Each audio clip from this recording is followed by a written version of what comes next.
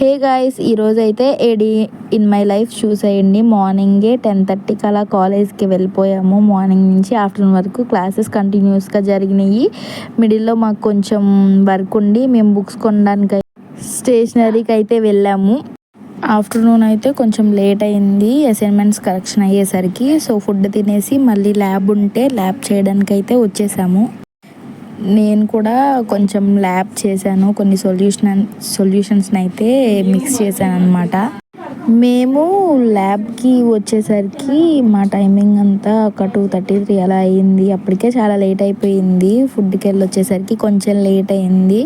ఇంకా అలా స్టార్ట్ చేసి 4:30కి అలా అయితే మా ల్యాబ్ అయితే అయిపోయింది.